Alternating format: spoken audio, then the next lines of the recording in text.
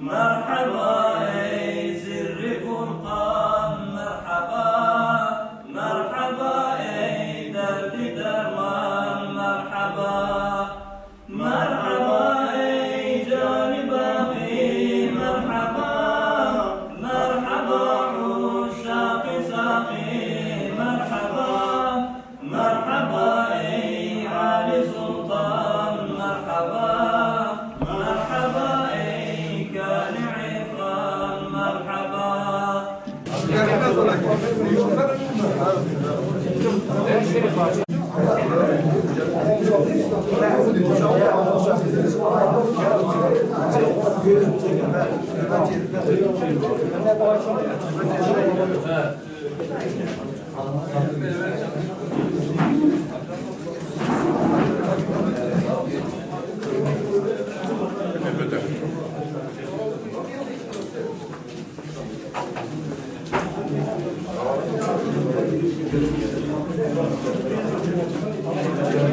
سقانا وآوانا وجعلنا من المسلمين.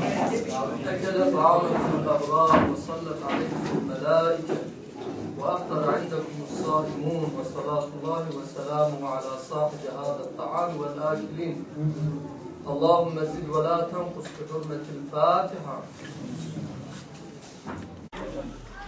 Köyümüz tabii geçmişte büyük acılar yaşadı. Onun bir anma töreni burada yapıldı. Şehitlerimizi andık. Davet ettiğimizde tabii seve seve katılırız dedik. Yanınızda olduk. Allah şehitlerimize rahmet etsin. Ya büyük acılar bu şekilde yaşatmasın. Köyümüze, ilçemize, memleketimize. Birliğimizi, beraberliğimizi Allah bozmasın.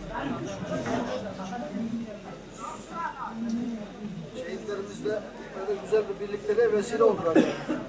Köyümüzün bir araya gelmesine, köylülerimizin bir araya gelmesine, sizlerle buluşmamıza da vesile oldular. Şehitlerimizin köye olan hayırları devam ediyor yani. Allah rahmet eylesin hepsine. Amin.